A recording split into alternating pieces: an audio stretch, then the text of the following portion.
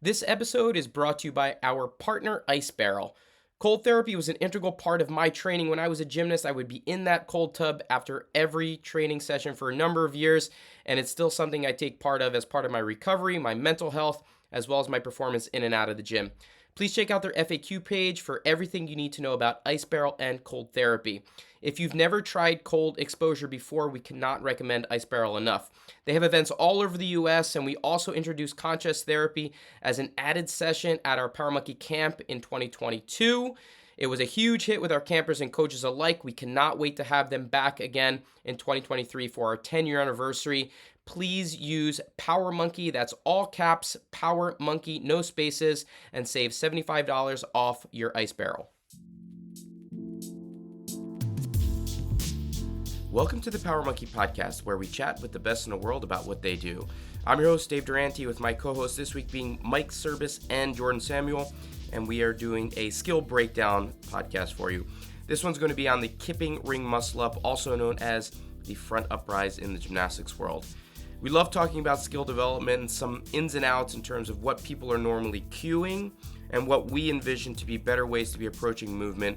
This one's on the ring muscle-up after coming back from Wadapalooza in Miami a couple of weeks ago and seeing some of the things that were happening there, various different strap lengths, different things that we were seeing from athletes in combination with other movements. It was good to break this down and hopefully give you guys a better approach on how to work on your Kipping Ring Muscle-Up. Enjoy. Hello, Power Monkey listeners. Don't be alarmed or surprised if you see the title of this podcast having muscle ups and you hear my strange voice doing the introduction. But this is Mike Service, and Jordan Samuel will be on with us asking Dave some questions about muscle ups because, as you hopefully know, my specialty is much more weightlifting. Dave is our resident gymnast, and we need to get to the bottom of what is wrong with some of the coaching cues that we hear out in the community when it comes to muscle ups. Did I summarize correctly there, Jordan? I think so, pretty much. It's actually pretty good timing. I was just telling Dave that I was at the gym just a couple days ago, and there was a young lady at the end of class who had been, wanting to work on her bar muscle ups, not ring muscle ups, but her bar muscle ups, and she was struggling with them a little bit.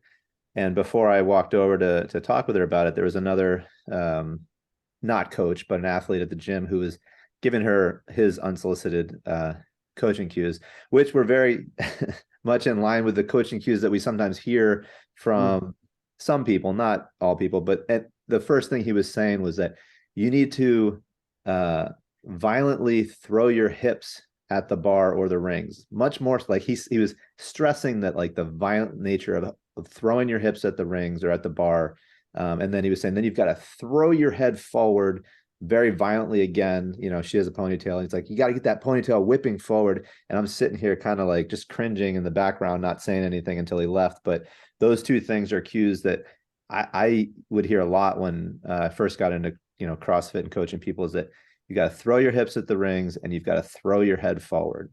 And I think go ahead. No, I was just going to say, I like hearing you say that, because now, knowing you as long as I have, you've been indoctrinated from Dave and our other coaches to have like red flags pop up when you hear certain things like that.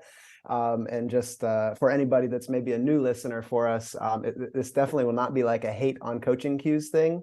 It's one of those where we're going to give Dave an opportunity to more or less spread some light on why some of these cues are just not ideal. And most of the time it's just from a lack of information. Even though the sport of CrossFit's now been around for, well over 10 years and people are trying all these movements, the amount of coaches that have invested their lives in specific sports like gymnastics or weightlifting and specific movement patterns, there's not a lot of them out there. So we still need to spread some of these good words and maybe come up with better solutions to some common used cues, like whip yourself in the face with your ponytail and fling your head over and hips over the rings or bar, or as one of my favorite is, if you don't hear the bar banging, then you're not really lifting. And that happens oftentimes on the weightlifting side. Well, obviously there's probably a lot to cover here, but Jordan, even from your initial comment here, was the person doing a ring muscle up or a bar muscle up? She was doing a bar muscle up in this particular case, but but I've heard these cues in relation to both rings and bar muscle-ups from some coaches. I think just an initial conversation point is that ring muscle-up and bar muscle-up are fairly different in terms of the way that you would approach them. And the cue of throwing your hips to the bar, I want to make a note that the hips play a very important role in the movement. What ends up happening in terms of that being the initial cue most of the time of throwing your hips is that it ends up neglecting the rest of the body, what the rest of the body is doing within the movement. So you become very hip dependent, which ends up making your lower half dead weight, and it doesn't assist in the movement. So you end up separating your upper half from your lower half, and it becomes so hip generated that you have a lot of dead weight. It ends up actually making the movement less efficient and more challenging than it needs to be. But on top of that, think about what happens when you're doing a bar muscle up. You're not trying to go through the apparatus as you might do on rings because you have that open space between the independence of the rings. If you try to go hips to the bar, you're going to slam your hips into the bar. You're trying to go around the apparatus as efficiently as possible on the bar.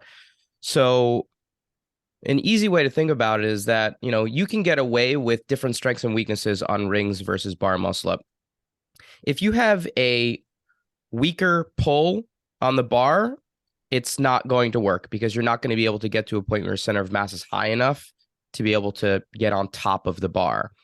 If you have a weaker pull on rings, you can potentially complete the movement if your catch position, in this case, your bottom dip, is strong enough because you don't have to go around a piece of apparatus. That makes sense? So you can get away with a weaker pull on rings if you have a stronger catch position. You need a stronger pull on bar to be able to get your weight and center of mass on top of that piece because you can't go through the bar. So whenever anyone is saying throw your hips to the apparatus, throw your hips to the bar, especially on bar, that's a cue that is very misleading in terms of its benefit because if you're throwing your hips into the bar, you're basically running into a wall. You're running right into a wall. You can't go hips directly to the bar. You have to figure out, how do I move my way around the bar and think about bar path in the same way we would with an Olympic lift? And bar path becomes your friend in terms of creating efficiency. Do you think, Dave, because just to echo Jordan a little bit, like he was saying, he's heard that same cue on rings, and maybe you can get away with that a little bit on rings because you have the space to get through, like you said. But yeah, how do you feel about that? Because I hear that so often in weightlifting and in rings, bar, everything is just, it's all about the hips. You're just not using your hips. You're not exploding with your hips. You're not aggressive with your hips. And for me, I have the bias from being a weightlifter. There's a ton happening with the hips, but usually people are neglecting another part.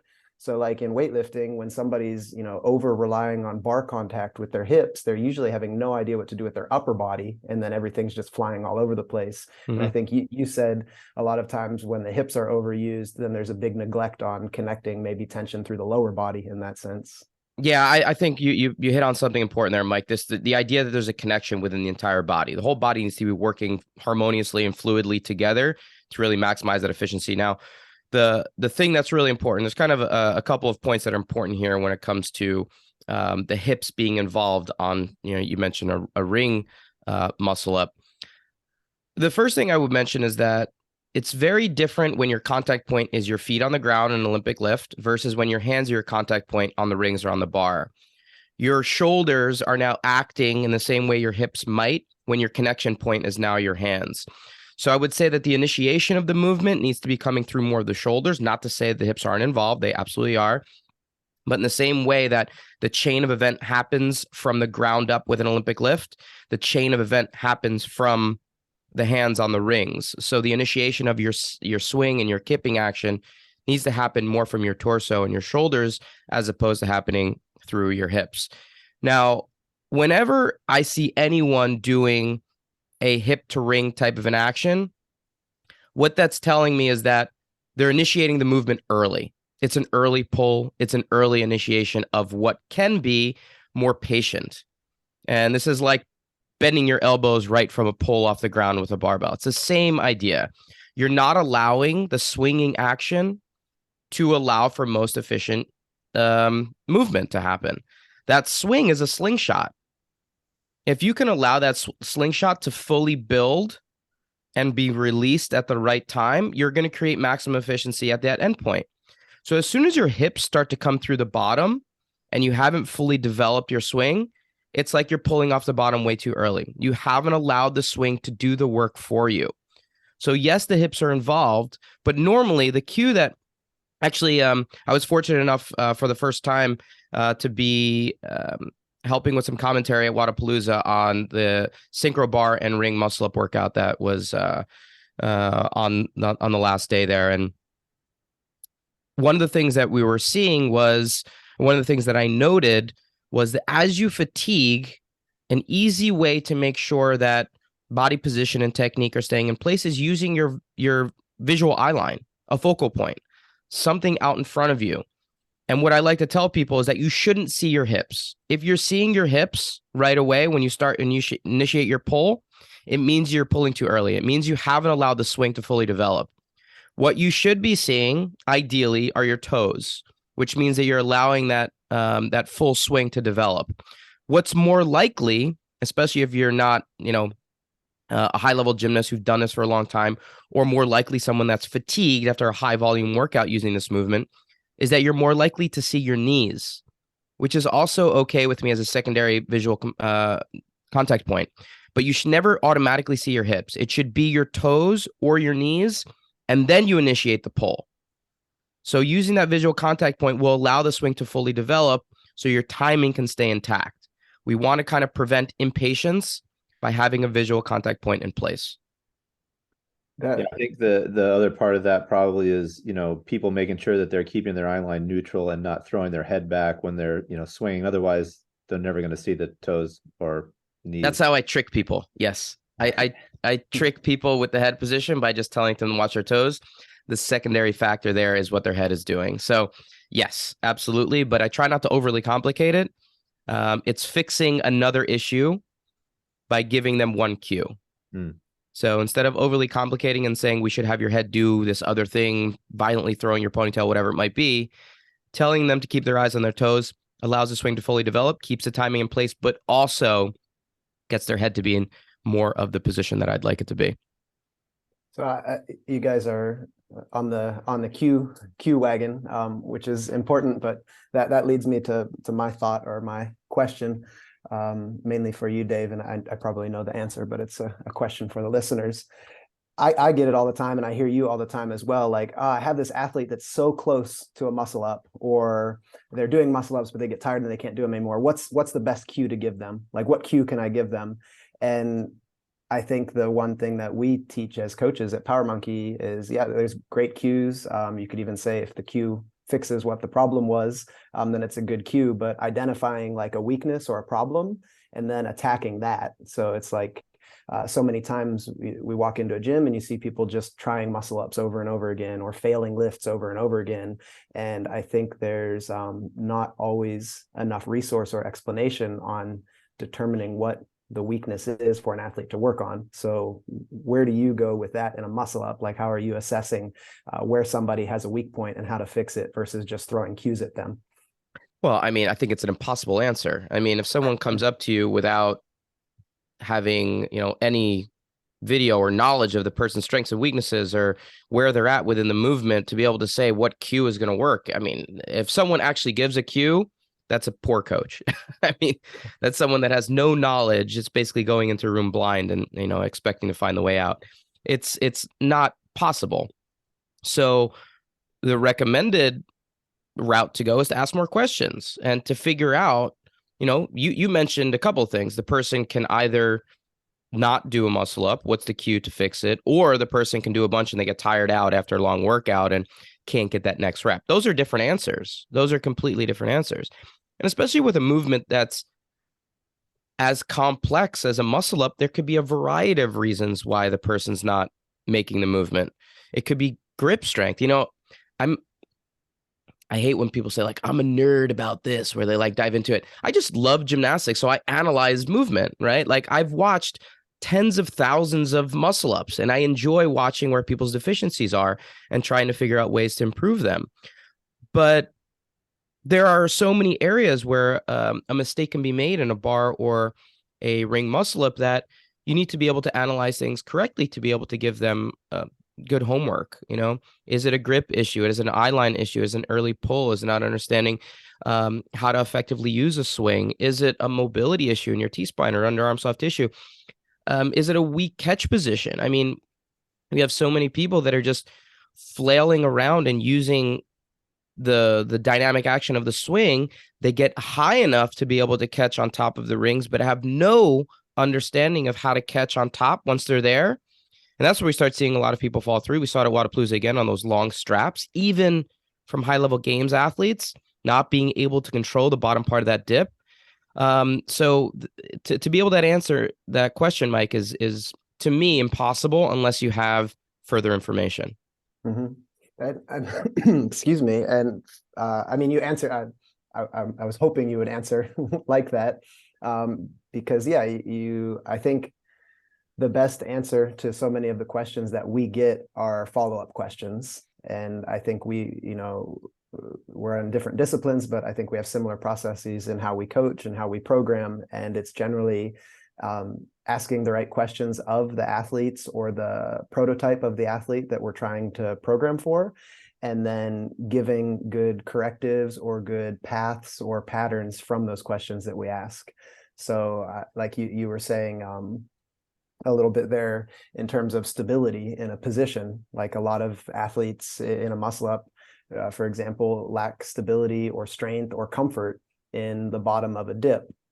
I think so many, hopefully none of our listeners, but so many avid CrossFitters and people that are, maybe even wanting to be in the calisthenics world, they see all the cool skills, the big movements, and that looks great. So then the people that they watch are always doing those, but they're not seeing a lot of the behind the scene movements or the movements that would get them to that. So is that something that you weight heavily when whether it's working with new athletes or taking on maybe a more advanced athlete that's looking for some help? Are you trying to dissect the movement and then come up with pieces, like put pieces together to build a better picture for them? Yeah, you're baiting me into an answer here, Mike.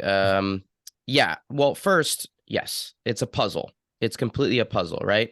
And you have to correctly identify the weakness and understand what the proper corrective homework is for that weakness. Now, one of the things that we preach endlessly, and this goes for an absolute beginner all the way to someone that's on the podium at the CrossFit Games, is the addition and the reliance on more pause and tempo work.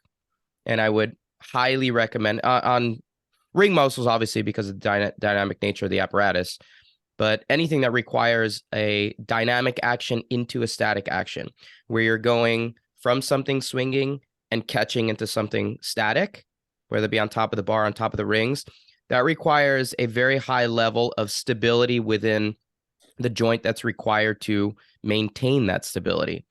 So that's gained over a very long period of time doing pause and tempo work. And the reason why I'm saying this is required even for higher level athletes is that it should never not be a part of your training.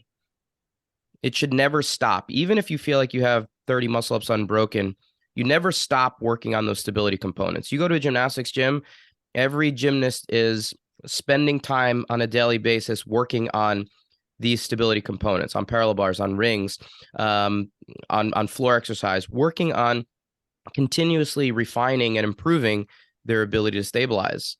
And I mean, again, bringing it up again, but we saw a lot of games athletes not used to stabilizing on long straps with wind, with chains on the straps that create a different reverberation through that strap, and catching and having trouble stabilizing.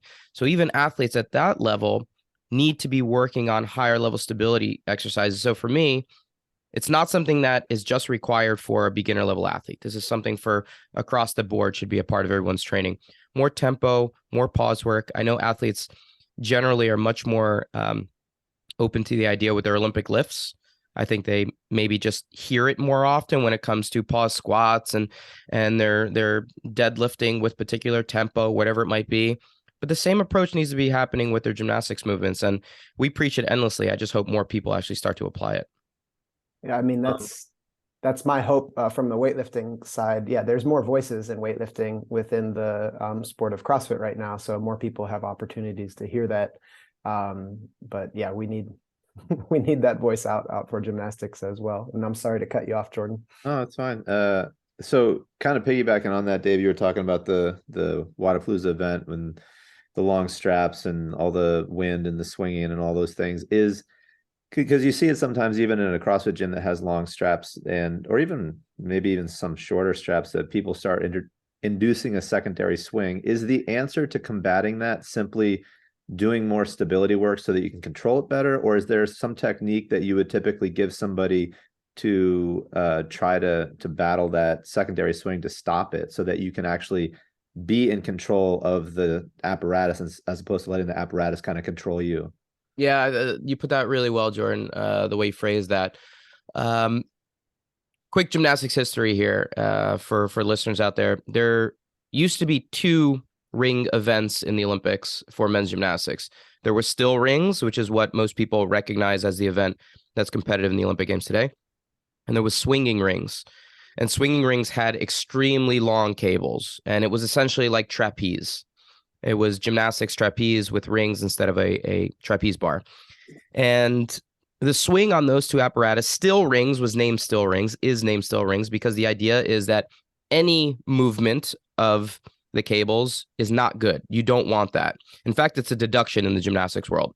Whereas that trapeze action is creating kind of a pendulum type of an action. We want to prevent that from happening at all costs. We're trying to compete and perform on still rings. So when you have a really long strap, it can get out of control really quickly if you don't know how to manage it. So the first thing that I recommend everyone doing, if the strap is short, if the strap is long, it doesn't really matter, to prevent this secondary trapeze type of an action, type of a swing from happening, is to always start from jumping up to the rings from directly underneath the rings. Even if you start a couple of inches back, you'll jump up and you have this tiny pendulum swing going. That's no good. That will slowly start to get worse and worse as your reps increase. If you're doing high volume training, that's going to get out of control really quickly, especially if you don't have an understanding of how to combat it. Now, that's an easy fix. The second part is, what if it does happen? How do you combat it? Well, here's part one. If you are jumping up to the ring, say you're at Wadapalooza, you're at Bayside stage, and is it Bayfront or Bayside? Bayside. Bayside stage. And it's really windy out there, and it's swinging not because of you, but you just get up there and it's swinging because of the wind, or you coming down and it's just moving. You should always wait for the rings to come back to you before you jump up. So the timing of the rings matters in terms of when you're jumping up to combat it. So essentially, if the rings are swinging back and forth, you don't jump up to the rings until they swing into you. So they reach their peak point in the front. You absolutely do not jump there. You wait for them to swing back to you, and essentially right when they're at their point where they would be stable, if they were directly underneath the attachment point, that's when you jump up. So the timing of your jump also will either make the swing worse or prevent you from getting that secondary swing going. The last thing that's more complicated and will require more explanation and probably some videos is, if I have a big swing going, there is a way to combat it. And there is a way to minimize that swing. And it's basically counteracting it. So if you're at the top of the rings and you've completed a muscle up, the timing of your descent will either pick up more swing or it will decrease the swing. And it really depends on when you come down. And most athletes have no idea or are not considering this at all because they're more concerned with cycle time. And they're also not completing a rep. This is just a little bit of a pet peeve on my part, is if you watch every athlete at a competitive level completing a muscle up from a side angle, a side view, their shoulders are slightly behind the straps, the cables, the rings, which means they've never really shown stability in the support. They've shown elbow lockout potentially, but they're not really showing that they've stabilized the position. So most athletes are pushing up and automatically leaning back to start the next repetition. which means you're never able to really work on the timing of the repetition for that swing because you're never really stabilizing on top. So this is a completely missed opportunity for the athletes to work on the timing. And to me, as the sport develops, this is going to be an area of contention in terms of an actually completed rep. But if you want to work on the swing, you have to also work on the timing of the descent to counteract what that swing is doing below you, if that makes sense.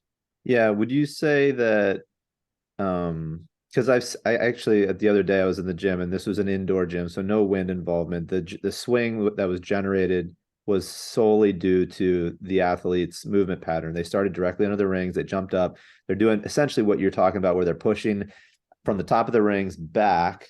And I think if I remember correctly, their feet and hips were behind the rings as well. So when they dropped down, they weren't dropping immediately into a hollow position with their hips going forward and their shoulders coming back. And I'm wondering if that was more than likely the reason that they generated a secondary swing, and if you could correct it by doing that drop into the hollow where your shoulders go back, your hips come forward, as opposed to everything going back. Okay, yeah, this is a big point that's important to note, and I hope everyone maybe close your eyes and get a visual of this. What Jordan's saying, and correct me if I'm wrong, Jordan, but you're saying that the athlete was doing muscle ups, and on the descent, they were pushing everything back, hips, legs, and shoulders, and going into the next repetition from there, as opposed to pushing shoulders back, but leaning hips and feet forward into the hollow position to prepare for the next repetition. Is that correct? Correct. All right. This movement in the gymnastics world is called basically a cast or a bail. When you're on top of the apparatus and you push away to prepare for the next movement, you're casting away or bailing from that support position. I would highly recommend athletes not doing this. This is potentially not only dangerous from a slipping off perspective, but it also, the amount of stress that it's putting on shoulders, elbows, lower back is tremendous, especially for athletes that are doing it barehanded or with a grip that doesn't have a dowel. We're seeing some athletes who had very significant gymnastics backgrounds do this type of descent. And then obviously it gets put on social media and other athletes want to emulate, the people that they idolize in the sport. I am not a fan of this type of descent. Jordan, you're talking about it from a swinging perspective, and absolutely, if the timing is off here, this can create an enormous swing. Enormous. It's actually how you would generate a pendulum or a trapeze swing. So it's basically doing exactly what we're trying to prevent. But on top of that, the danger factor for most athletes is skyrocketing. It's really, really not an ideal way to push back from the top of the rings from a safety perspective as well. My recommendation, safety being a priority here, is what we talked about a second ago. Shoulders leaning back, but hips and feet pushing forward to help mimic the front part of the swing to allow for more fluid action right into the next repetition. The third route that most people go is just dropping straight down, which basically takes the swing completely out of the equation. Not great either. But ideally, we don't want to be pushing hips and shoulders and feet back, creating that cast or bail. Yes, it will create potentially more swing, but it also creates some potential injury factor. So my recommended route on the way down is more shoulders back, hips and feet forward. Let the swing do the work for you on the way down. And would you say maybe if you're practicing that and trying to get more proficient with that shoulders back, hip and feet forward, maybe doing it from the bottom of the dip position as opposed to a locked out arm position, just so you can learn control a bit better? Or is there any additional value in doing it that way versus doing it with arms straight? Jordan, have you done my course? This is the last exercise that I show in our weekend gymnastics courses is how do we work on this descent in a way that doesn't require us to have to do a muscle up. So we can just work from the top down, essentially. So an easy way to do this, and we can maybe put some links in the notes here to some of the exercises that we have on a YouTube channel and in our app, where people can work on this over and over again in a really simplified way. So to get a visual of it, hang some rings fairly low to the ground, maybe 2.5 feet away off of the ground, and get into that bottom dip position, almost like in a tight tuck bottom dip position. And from there, I like, especially as you're starting, put something soft on the ground, a yoga mat, something soft, so you can guide yourself and not just land flat on hard ground. But the idea would be from here to just work on that position. Hips and feet forward, shoulders back, and trying to land into a hollow position where you're extending your elbows and mimicking the front part of that swing. And it will allow you to just repeatedly work on that descent over and over again without, like I said, having to do a full muscle up. So you can work from the top down rather than thinking, all right, how do I work on the descent? I want to do 10 in a row. I have to do 10 muscle ups in a row. That's not ideal. So yeah, I'll 100% put the links to some of those videos in there because I think they're critical in terms of understanding what it is you're talking about. But so we talked about the descent. We've talked about the swing and, you know, the body rising together as opposed to hips to the rings. I know in the very beginning we mentioned like throwing your head through and all that, but can you talk a little bit about the turnover and some of the things you like to make sure people keep in mind when they're attacking that portion of the movement? Sure. Anytime someone's giving you a cue about your head position, Mike, you can tell me what you think on the weightlifting side. But it has to do more about what your torso and shoulders are doing. So they use a head cue to try to get your shoulders and torso to do something specific. Now, if we can get the torso and shoulders to move in a particular direction, but keeping your head neutral, that's really ideal. That's a better position. That's why we talk about eye line, being forward, being on your toes, being on your knees, finding a focal point out in front of you is so important in terms of keeping the direction of the turnover to be fairly minimized. As soon as you start throwing the head back and then forward, it's pulling your torso in the opposite direction that we're trying to travel. So it's actually pulling you away from where you need to go. So the distance you need to travel to eventually get into your catch increases unnecessarily. So I think the first part, like we talked about before, why do we want to keep the eyes forward?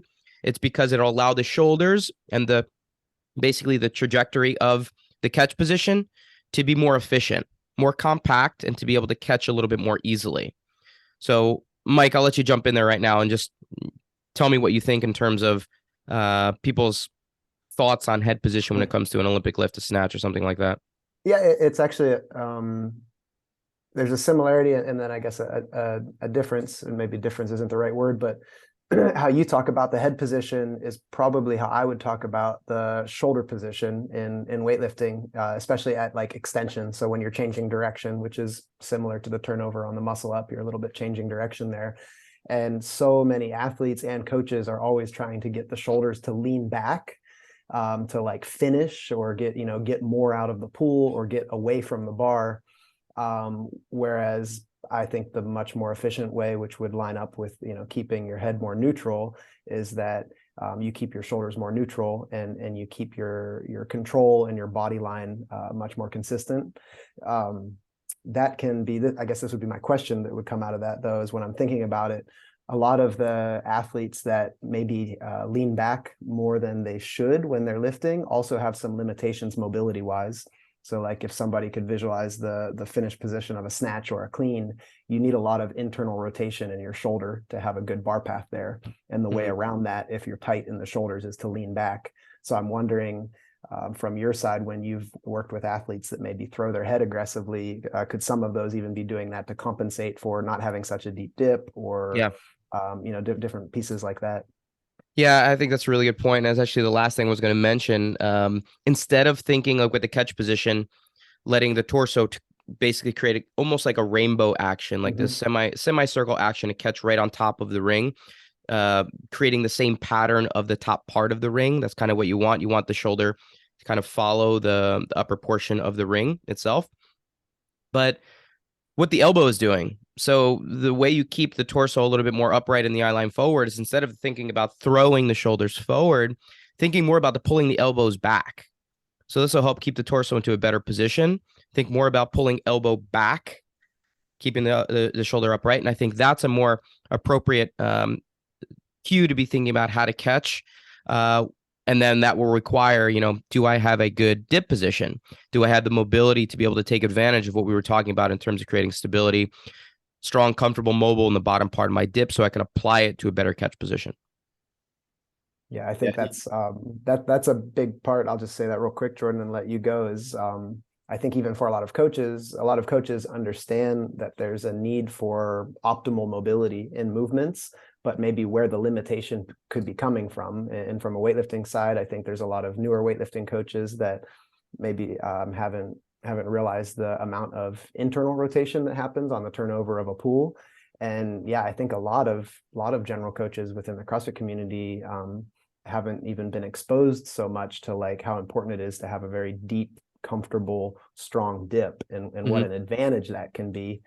So it's nice. I think it's, for us, it can be a little bit repetitive, and maybe for a few of our listeners that have spent years with us, they're like, yeah, we've heard this one before. But I think it's reinforced to us all the time when we're out in the community coaching. We've had people take courses from us multiple times, and they're still like, it's so good that you reminded me that, because yeah, it's not practiced enough to where it becomes routine. And it's one of those things where the more that we can reinforce some of these methods that we believe in. Is this Power Monkey's version of Andrew Huberman's you need to get sunlight in your eyes early in the morning that he mentions on every podcast he's ever done? Like, yeah, strong, comfortable bottom part of the dip is Power Monkey's version of that. You've probably heard it a million times, but it doesn't mean that's not valuable. Please. Yes, absolutely. Yeah. As soon as you wake up, you need to go sit in the bottom of the squat.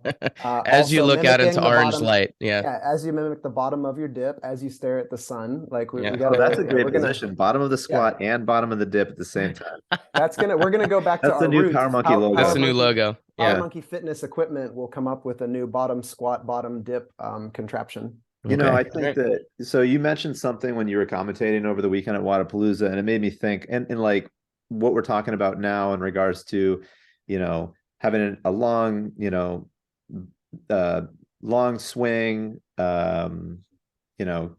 catching nice and deep, stability at the top, head position, eye line, all these things that I think a lot of people, when they hear you talk about it, they're like, yeah, he's a gymnast. He's just talking about aesthetics and it looks better this way. It looks better that way.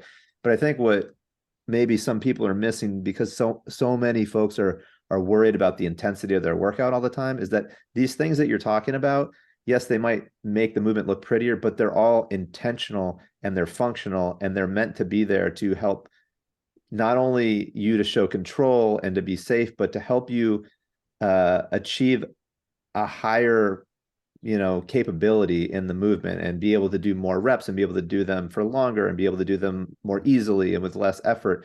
And I think that oftentimes gets missed, especially in our community where everyone is so focused on the intensity of their workout all the time. Yeah. I'm glad you brought that up, Jordan. I mean, do I want things to look pretty and beautiful and aesthetically pleasing? Sure. I think most people want things to look effortless, right? Especially from a gymnastics perspective, because we're being judged. There's a reason behind it. But I think most people miss out on the efficiency that comes along with that. And which means you'll be able to do more work, which means you'll be able to put faster times up on the board and increase your ability to, maintain intense workouts. So I'm not telling you these things because I'm a gymnast and I want them to be done a particular way. I'm trying to make you a better athlete. I'm trying to make you a more efficient athlete, someone that's more capable. That's why I always bring up the point of, when you watch a games level athlete perform a particular movement and win an event, and then you automatically think that mimicking that person's movement pattern is the right way to go because they won an event, that's not correct. You have to ask more questions. You have to understand whether or not that person is moving efficiently and whether or not you should be mimicking those movement patterns to be able to try to look like the person you idolize in the sport. A lot of times, not all the time, because a lot of CrossFit athletes are coming from weightlifting backgrounds, or, we're seeing more people come from gymnastics backgrounds as well. And they do move technically sound. But a lot of times CrossFit athletes are winning events not because they're efficient, but because they're incredibly strong, and their strength masks their inefficiency. And so what we have to really be good at as athletes, as viewers, as someone that's trying to achieve high level within the sport, is to make sure that we're asking enough questions and the right questions in terms of how we apply what we see to what we're trying to do. Dave, you just everything you were saying there just made me think of some questions I've answered, even like from the side when you've been coaching at a course, and then you'll get a couple people that are kind of saying what Jordan said, like, yeah, he's a gymnast and he just, wants everything to look perfect. And my answer, it comes from my feelings with weightlifting is, yeah, but the more technically proficient you are, one, the longer you're going to be able to compete, perform, train. So your health and longevity is going to be much more. And that should be everyone's goal. Like if you're technically sound and you're healthy, you're going to progress, you're going to win. That's just a fact. The other thing is adaptability. So the example I'm thinking of from you is when you show people different catch positions at the turnover in your muscle up. So being able to catch low, medium, or into more of a front uprise, you can do that because you have the highest level of that skill. And then if you're fatigued, it's no problem for you to maybe bend your legs a little bit when you're pulling and catch lower. So you can play more in a movement. And that's the same from a weightlifting side of things. Somebody that has their weightlifting technique dialed in, they can get a little bit ugly or dirty in a workout and a Metcon because they know how to make changes within the movement, but then reset back to that more perfect movement pattern later on. So from a coaching perspective, if you're a coach, or from an athlete perspective, if you're wanting to make things easier on yourself, make it better from the start. And then you can always adapt as you're moving or as you're getting tired. But if you're starting at the lowest level, your adaptation is failure. Yeah, I think this is such a great point, Mike. And I was talking with Kelly Surratt about this recently. When it comes to an elite athlete being able to make adjustments in infinitesimally small amounts of time. A good athlete can make adjustments, body place adjustments, and know where their body is during static holds, right? You're at the bottom of the squat. I need to move around a little bit here to be able to make sure I'm in an ideal position. An elite athlete can make those adjustments in dynamic actions. When things are moving really quickly, an elite athlete knows how to make those adjustments in real time. That's very hard to do. That comes with an extraordinary amount of time and effort and repetitions within a particular movement. But along with that high-level understanding of how to make adjustments within dynamic movement is that depending on what the workout calls for, I can stress and de-stress particular muscle groups according to what's necessary. So coming back to your mention of different catch positions in the muscle up, I can change my catch position according to what's required in the workout. So a front uprise, one that's more of a lockout position, requires more lat activation. It's more of a straight arm pull, which is less of a tricep activation because I don't have to do a dip, right? So if I have dips, or if I have another pushing exercise that's requiring a tricep activation along with that workout, I'm going to try to do more of a straight arm pull. If I have something that requires more lat activation within that workout, I might try to catch a little lower, use less of my pull, more of my dip to save some of that energy for the rest of the workout. So what you can do, if you're able to understand some of the nuance in terms of what's going on in the movement, you can apply different approaches to the movement to allow you to become more effective within the rest of the movement. We talk a lot about this with toes to bar as well. We don't have to get it in right now, but that's what a higher level understanding can do for you. You can become more efficient. You can become a higher level athlete in terms of how am I going to approach this movement? I'm not just doing muscle ups here. I'm going to do this particular muscle up because it will save me for the rest of the workout calls for. Yeah, I love that. There's a lot of stuff that we've been talking about here in regards to like efficiency of movement and cues and drills and all these different things. And I think that, for some of our listeners, it might be a lot. So as mentioned, these things we'll have links included in the description regarding some of the videos that we've put out. But I also think it's worth noting, and Dave, if you want, you can talk more about it. But in the app that we have right now, we've got a program for basically learning how to do a Kipping Ring Muscle-Up, as well as another program for, let's say you can already do one, but how do you get to 5 to 10 to 20 reps? So we have the volume plan and a skill plan. So all of those plans are assessment based, completely exhaustive in terms of the skills that are put in there and so forth. So if any of this conversation has been kind of difficult to follow for you, or you want to learn more about it, I think that would be a pretty good place to go, in addition to our YouTube channel and so forth. Without a doubt, this is something we've been working on for a number of years. We're really proud of it, and we've been able to create an app from scratch, which means that we aren't beholden to someone else's back end to be able to create an experience that's really unique for our users. So what that means is we've been able to create an assessment, like Jordan said, that's based around strength and mobility. So in a lot of the plans here, the experience for one athlete is going to be very different than the experience of another athlete, even if you're in the same level, depending on your mobility and the strength numbers that you put in. So we've been able to create a semi-individualized experience for those skill plans, learning your first muscle up, handstand, walking, press to handstand, whatever it is. And then some of the new things that we're offering is, like Jordan said, volume plans for the competitive athlete out there. I have a muscle up, how do I go from 1 to 5 to 10 to 20 unbroken, whatever it might be, building volume into that training for those looking to compete at a higher level. Really proud of it. I think the app is one of the better resources out there when it comes to gymnastics training, and gymnastics training is really just a starting point for us. We're going to be expanding in the near future into a lot of other things. But if you are someone that just wants to check it out, we do have our entire video database in there for free. So everything that we're talking about in terms of cues, you can search under the little button at the bottom there that says exercises. It'll take you to our exercise list, and you can save all your exercises, the ones that are useful for your particular deficiencies. And we also have a free workout every day in there. It's core based that changes every day. It's an easy way to follow along with what we consider to be an important pillar to overall success in terms of training. It's called Power Monkey Training App. You can check it out right now. It's available. And also, if you're interested in checking out for a free month, just use the code LAUNCH, all caps, and it'll give you a free month of training if you want to play around with some of the programs in there.